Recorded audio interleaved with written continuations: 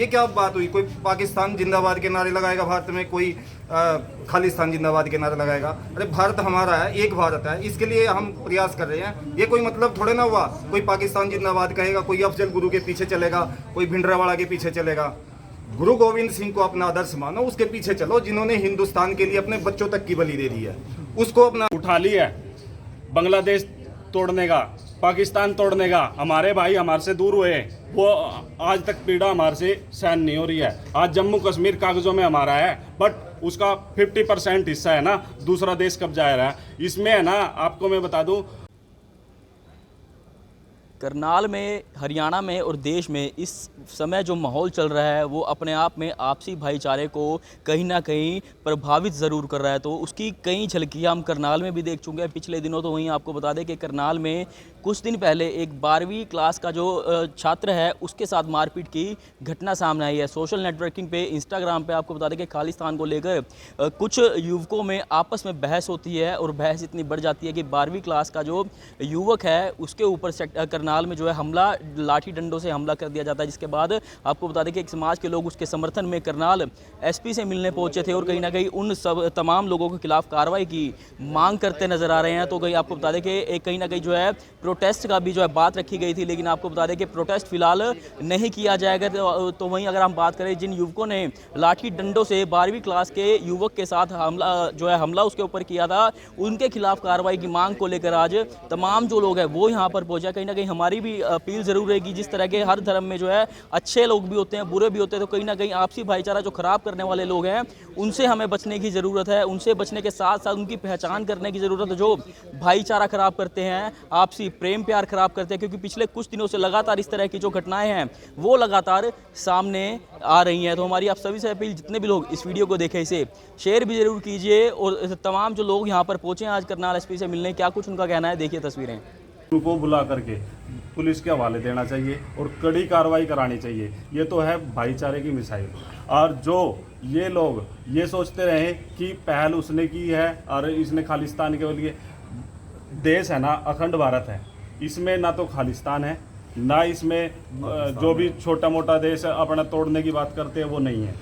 दूसरी बात रही हमारे देश के अंदर, जब सरकार ने या आर्मी ने भिंडर वाला जो भी शख्स था उस पर कार्रवाई कर करके उसका इनकाउंटर किया है और वो इनकाउंटर में मारे गया, तो सरकार ने उसको दोषी करके तब मारा है। और मारने के बाद में उसको आज तो शहीद का दर्जा है। जो आर्मी का पर्सन कोई मरता है, क्या वो शहीद का दर्जा, उसको क्या कहेंगे? वो शहीद है तो वो शहीद क्यों नहीं? एक बात बताओ, जो वो शहीद आज ये लोग कह रहे हैं कि वो शहीद है, और तो जो आर्मी का पर्सन या पुलिस का पर्सन कोई भी ऐसी उसमें मारा जाता है तो उसको हम शहीद कहें या इसको शहीद कहें? सर, इसमें प्रशासन जिम्मेदारी मानते हैं। काफ़ी दिनों से, जैसे सर ने बताया, करनाल में काफ़ी दिनों से इस तरह की घटनाएं हो रही हैं। खालिस्तान, कभी मुर्दाबाद के नारे लग रहे हैं, कभी जिंदाबाद के नारे लग रहे हैं। तो प्रशासन ने कोई ठोस कदम पहले दो तरफी कार्रवाई पुलिस प्रशासन को भी हम कहना चाहते हैं कि इसमें ना कड़ी सख्ती से, चाहे इस तरफ का पक्ष हो या दूसरे पक्ष का पक्ष हो, इनको कड़ी बुला करके कड़ी कार्रवाई करे और उनको सख्ती से निपटा जाए।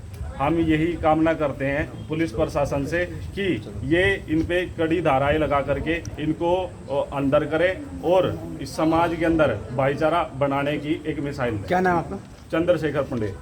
प्रशासन पर पूरा विश्वास है, लेकिन जैसे दबाव बना जा रहा है कि आप भविष्य में भी, वर्तमान में भी करनाल शहर में ऐसे माहौल में प्रोटेस्ट नहीं कर सकते, तो मैं एसपी साहब के बीच में भी ये बात रख के आया हूँ और आपके चैनल के माध्यम से भी बताना चाहता हूँ कि अगर हमारे साथ न्याय नहीं हुआ, अगर युवक को न्याय नहीं मिला, उचित कार्यवाही नहीं हुई, अगर उनको गिरफ्तार नहीं किया गया, तो वहाँ पर भी कही है, आपके चैनल पे भी कह रहे हैं कि हम प्रोटेस्ट के लिए उतरेंगे।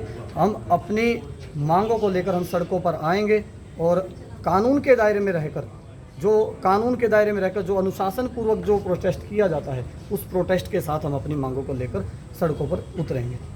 ठीक है सर, पूरा मामला क्या है जिसके लिए आज एसपी साहब से मिलने पहुंचे हैं? आप पिता हैं हाँ जी संदीप के? जी। आज एसपी से मिले हैं, कोई कार्रवाई आश्वासन मिला? हाँ, आश्वासन मिला है, सर ने आश्वासन दिया है और हम उनसे पूरी उम्मीद करते हैं कि सख्त कार्रवाई होगी। जी, तो ये कार्रवाई का पता था आपको इस तरह की होने वाली है संदीप? नहीं, हमें कोई पता नहीं था, हमें तो पता भी अगले दिन लग रहा है। चोट लगने के बाद भी मान लिया पिटने के बाद भी अगले दिन पता लगेगा। पढ़ता है बच्चा? बच्चा पढ़ता है, पेपर चल रहे हैं उसके +2 के।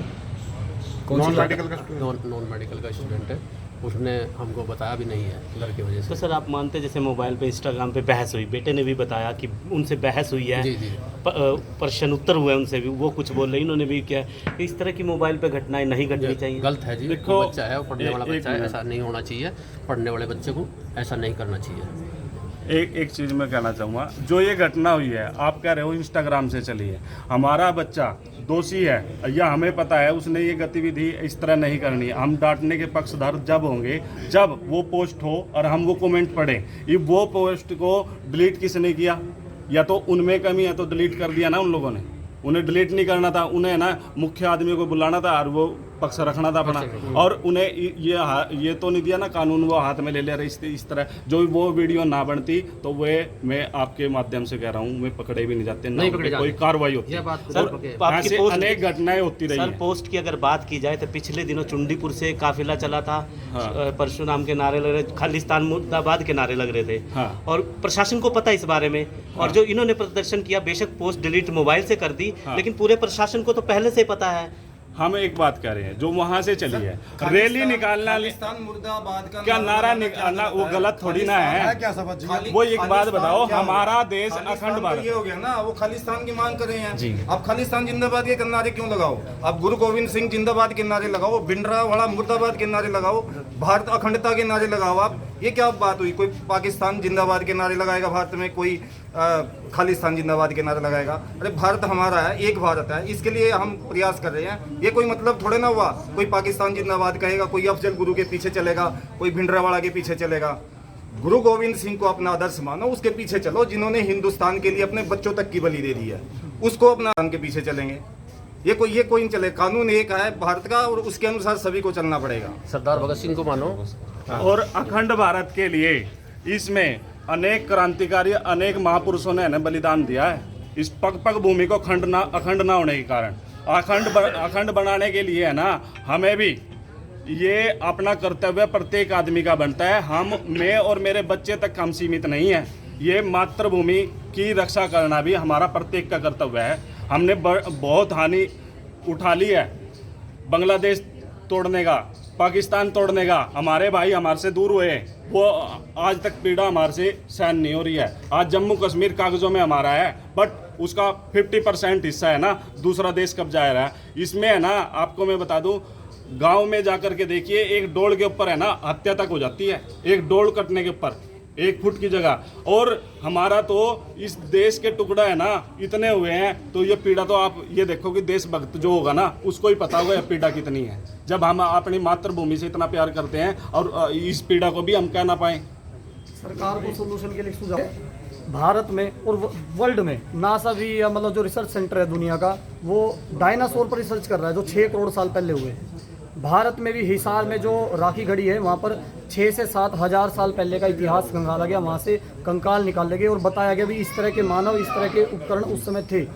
लेकिन आज की जो समस्या है वर्तमान की, शहर की और हरियाणा की, भारत की विचारधारा की समस्या है। आपको रिसर्च करनी चाहिए कि हमारे पूर्वज गुरु गोविंद सिंह साहब, गुरु नानक देव, उसके बाद बंदा सिंह बहादुर, महाराणा प्रताप, शिवाजी, अरे ये पूर्वज हमारे साझे ही हैं क्या? नहीं है। पहले एक डेफिनेशन तैयार करने के लिए सरकार को रिसर्च करनी चाहिए और वो एक लागू करनी चाहिए, और पूरी जनता को जो नियम बनाया जाए वो डेफिनेशन तर्क के आधार पर और पूरे जो प्रमाण के आधार पर जब दी जाएगी सरकार की तरफ से तो जनता उसको स्वीकार करे। ये लड़ाई विचारधारा की है।